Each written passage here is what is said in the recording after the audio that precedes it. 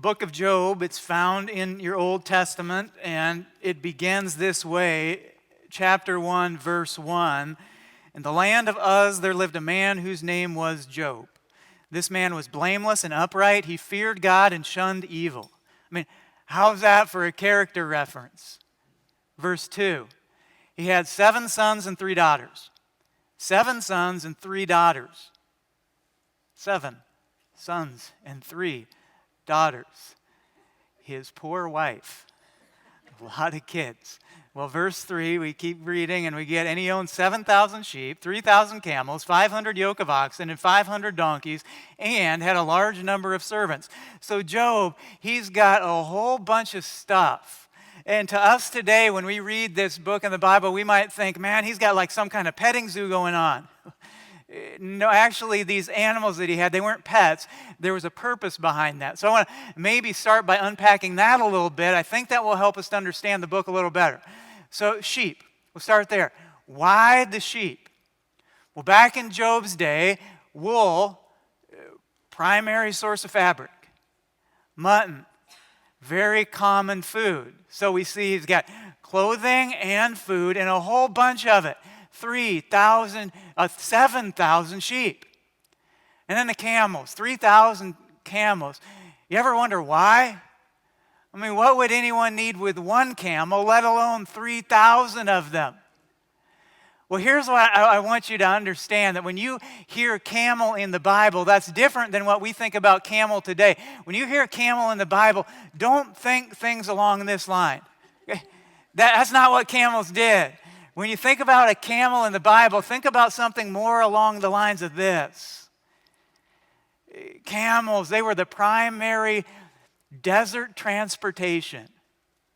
So when we hear Job had 3,000 camels, here's what that tells us. Job, he was in the trucking business. And then he had 1,000 oxen. Well, why would he have 1,000 oxen? Here's why. He was in the farm implementation business. He would rent these oxen out to people who would then plow their fields. Well, 500 donkeys. Any guess why he'd have 500 female donkeys? Before the days of dairy cows, female donkeys provided the delicacy of the day, donkey milk. Yum. That's what they did. So how does God start the book of Job? He starts this way by showing us Job. He's a businessman. He's a family man. He's a community leader. He's a man of great wealth, and he's a man of great integrity. The Bible puts that this way. Verse 3 continued saying, he, Job, was the greatest man of all the people in the East. All right, there's the setting. Now let's get into the plot of this book. Verse 6. One day, the angels came to present themselves before God, and Satan also came with them. Well, Satan, the word Satan, it literally means adversary or accuser. With that, we are about to enter into one of the most fascinating dialogues in all the Bible. In this, we have God and Satan speaking face to face. Here's how it begins. Verse 7, the Lord said to Satan, well, where have you come from? Interesting. Satan, not just a symbol here. Not just a symbol representing evil. The Bible teaches Satan, well, a real being. He has access to heaven. He has access to earth. He opposes God. He wreaks havoc in this world, and he seeks to influence lives. But also notice, with Satan, he's limited. As we continue looking at this book of Job, we're going to see that Satan, he is clearly God's subordinate. And that's some really good news. Well, their dialogue continues, verse 8. Then the Lord said to Satan, have you considered my servant Job? There is no one on earth like him. He is blameless and upright, a man who fears God and shuns evil. Job, his integrity, it mattered to God. We see here God saying, well, what you do in your life that maybe nobody else sees, that maybe nobody else knows, well, God sees it. And God knows about it. And in the case of Job, well, God, he was proud of Job. He's saying to Satan, look at this guy. He's serving me. He's trusting me. God had a pride in Job and the integrity in which he was living. Well, Satan did not. Continues verse 9. Does Job fear God for nothing? Satan replied. Now, this is really important in order to understand what's going on in the book of Job. So I want to make sure we get this. So let's look at it this way. What Satan is saying to God here, well, it's kind of like this. Kids, anybody recognize who this is? Santa. And kids like Santa, and why not? I mean, think about what's not to like. He doesn't make them go to bed. He doesn't give them baths. He doesn't make them eat their veggies. No discipline, no correction, no chores. All this guy, he just shows up and gives gifts. Here's the central thing that's going on in this book of the Bible of Job. Satan, he's accusing God of being Job's heavenly Santa Claus. Look at what Satan says. Verse 10. He says, have you not put a hedge around him and his household and everything he has? You have blessed the work of his hands so that his flocks and herds are spread throughout the land. He says, well, of course Job likes you, God, because you're lining this guy's pockets. All you do is pamper him. You bless his health and his life and his family and his properties and his business, his resources. God, Job isn't really serving you. Job, what he's doing, he is serving you in order to serve himself. Is that a little bit convicting? Man, it is for me. We keep going. The next verse is verse 11. Satan continues, but stretch out your hand and strike everything he has, and he will surely curse you to your face. He says, well, give him a lump of coal, and he's not going to give you any milk and cookies. He said, Lord, stop coddling this guy. Stop protecting him. Stop blessing him. If you really want to see what Job's made of, if you really want to see what's going on in this guy's life, then let him feel the pain. Then take some things out of his life. Make him lose something. Then you'll know. Satan says, then Job, he won't serve you. You do that, then he's going to blame you. If you do that, God, he's not going to trust you anymore. He's going to turn from you. See, Job, he doesn't really want you. He just wants your toys.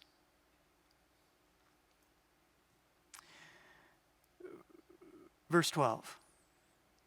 The Lord said to Satan, very well then, everything he has is in your hands. But on the man himself do not lay a finger. Then Satan went out from the presence of the Lord. Permission granted. Permission is granted. Protection is removed. And keep in mind, Job, he knows nothing about the dialogue between God and Satan. He doesn't understand the why. We do. Job doesn't know that. Here's what happens next. Verse 14, a messenger came to Job and said, the oxen were plowing and the donkeys were grazing nearby, and the Sabaeans attacked and carried them off. They put the servants to the sword, and I am the only one who has escaped to tell you. The Sabaeans, they attacked us, they stole your oxen, all 1,000 of them, and they didn't stop there. Then they stole your donkeys, all 500 of them, and then they killed the servants who were protecting them. Next verse. Verse 16, while he was still speaking, another messenger came and said, the fire of God fell from the sky and burned up the sheep and the servants, and I'm the only one who has escaped to tell you. 7,000 sheep, all dead in one moment. Next verse, verse 17. While he was still speaking, another messenger came and said, the Chaldeans formed 3 raiding parties and swept down on your camels and carried them off. They put the servants to the sword, and I am the only one who has escaped to tell you. 3,000 camels. That's his entire fleet. His whole transportation business gone. This isn't an economic downturn. This is a disaster. This isn't a slow year. This is a total and complete loss. And as Job, he's reeling from this news. I imagine that he's probably thinking something along the lines of, well, at least it's not my family. I mean, this is just stuff. And this stuff is important. This stuff is valuable to me, but it's just stuff. I'll be okay. At least my family's okay. At least my family hasn't been harmed or hurt. Verse 18. While he was still speaking, yet another messenger came and said, your sons and daughters, they were feasting and drinking wine at the oldest brother's house. Job's thinking, no. Suddenly, a mighty wind swept in from the desert and struck the four corners of the house. It collapsed on them, and they are dead. Imagine that. The death of a child. No words can explain that. No words can fix that. It's pain. It's deep pain. It's life-altering pain. Its reality is never going to be quite the same level of pain. And some of you know that pain. Maybe others, your pain isn't quite that extreme, but you still know the hurt. Unfulfilled wishes, undeserved criticism, unexpected problems, unanswered prayers, broken promises. The deepest pain doesn't hurt on the outside. The deepest pain in life, it hurts on the inside. You familiar with that pain? Job was. Verse 19, suddenly a mighty wind swept in from the desert and struck the four corners of the house, collapsed on them, and they are dead. And to make matters even worse, God provided no explanation. God, He offered no comfort. I imagine the silence of heaven was as confusing as the news on earth. You're saying, well, why? Why, God? Why are you letting this happen?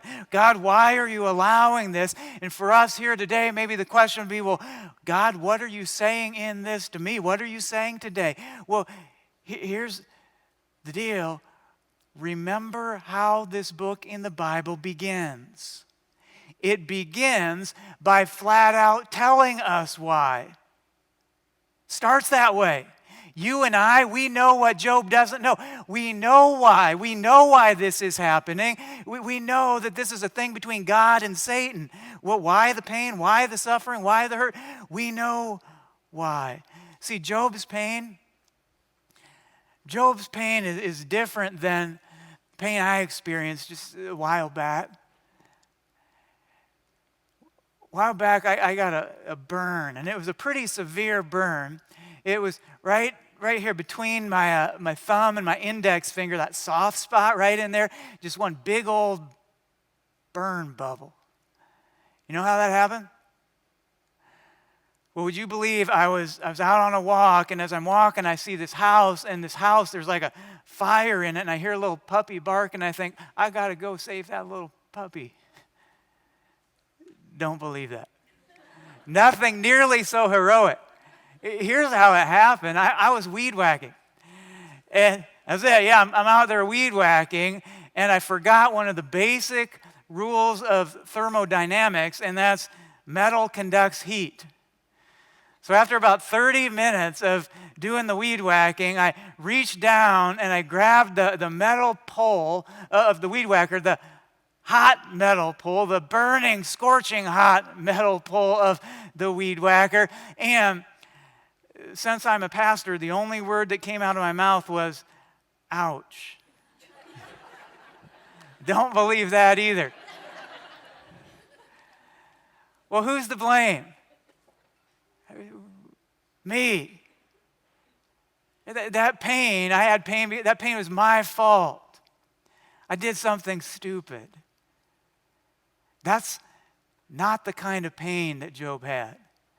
Job's pain wasn't because he did anything stupid. He wasn't being punished. This wasn't consequence. He wasn't guilty. He hadn't done anything wrong. We know right from the beginning of Job, we know why. We know why the pain. We know why the suffering. There's one thing that we don't know. Here's the one thing that we don't know in this book of Job. We don't know how is Job going to respond. Now that there's pain in his life, now that things aren't going the way that he wants them to go, now that his life hurts, what's he going to do about that? And I think that's God prompting us to say, well, what do I do? What do I do when pain enters into my life? How do I respond when things aren't going the way that I want them to go? Because we have a few options. One of the things we can do is we can turn away from God. We can say, God, I'm mad at you. I'm done. I'm walking away. I'm just going to blow you off for a while because I'm not getting the things that I want. We can turn away from God, or here's another option. We can turn toward God. We can say, God, I need you now. I don't fully understand this, but I do know that I need you now. We can blame God, or the other option is we can turn to God and we can still exercise our faith and trust Him. What do you do?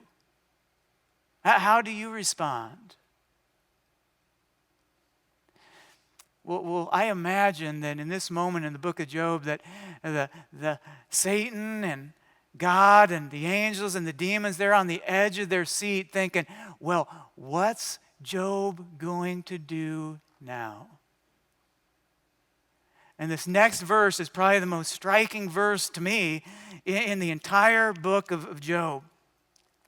It's verse 20. It says, at this, after all this news, after all these things are taken away from him, at this, Job got up and tore his robe and shaved his head, then fell to the ground in worship.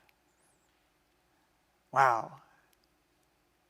No blame, no bitterness, no cursing. No, God, how could you do this to me after I've been serving you for so many years? None of that. He just lay his body flat on the ground in the fullest expression of submission, and he worshiped. His heart, it was broken. But this man still worships. I think, how does he do that? I read this and think, man, I would like to have a little bit of that in me. How? Where does that come from? Well, he tells us. Here's the very next verse. Job says, he's telling us what's inside of him. He's telling us what's in his heart and his mind. He says, naked I came from my mother's womb, and naked I will depart. The Lord gave, and the Lord has taken away. May the name of the Lord be praised. Powerful. True. Naked I came from my mother's womb, and naked I will depart. Here's how Job was able to turn and to worship God when his life got hard. He realized we have nothing when we're born, and we're going to have nothing when we die. Everything in between is a temporary gift from the Creator. And you know, affluent suburban Americans, we need to remember that. We need to remember that when we get in our cars. We need to remember that as we enjoy the cool of the air conditioning in our homes. And we need to remember that when we see the beautiful belongings that we have. Not even our kids. We don't even own our kids. Right? They're a temporary gift for us to love and encourage, and primarily to show them who God is and what it means to follow His ways, and then, we release them. Job says, naked I came from my mother's womb, and naked I will depart. When we understand that everything we now have is a temporary gift, well, our life is filled with a joy for what we have rather than with a resentment for what we do not have. Verse 21, naked I came from my mother's womb, and naked I will depart. When we understand that everything we now have is a temporary gift, we are better prepared to release it when the owner wants it back. Verse 21, naked I came from my mother's womb, and naked I will depart. Everything I have lost, Job's saying, it wasn't mine in the first place. It wasn't mine when I was born, and it's not going to be mine when I die. Job, he knows he has no right to protest losing anything because nothing he had was actually really his. Naked I came from my mother's womb, and naked I will depart. The Lord gave, and the Lord has taken away. May the name of the Lord be praised. Job, he held everything loosely. Are you doing that? That changes things. Job, he was suffering. And Job, he was in a great deal of inner pain. He didn't know why, but you and I, we do. Verse 10. Have you not put a hedge around him and his household and everything he has? You've blessed the work of his hands so that the flocks and the herds are spread throughout the land. Satan's saying, you're prodding him, God. You're pampering him, God. You're spoiling him, God. He follows you because of the goodies. Verse 12, the Lord said to Satan, very well then, everything he has is in your hands, but on the man himself do not lay a finger. Then Satan went out from the presence of the Lord. God's saying, there is more to Job than that. There's more to Job than the blessings that he has.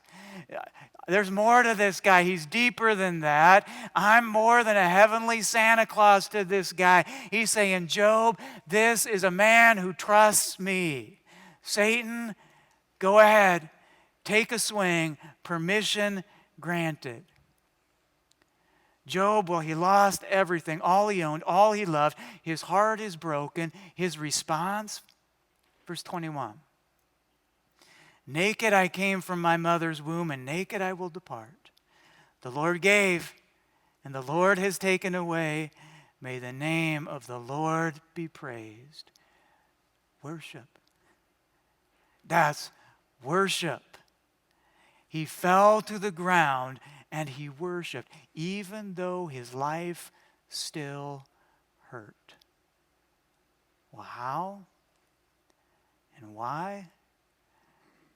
We call that faith.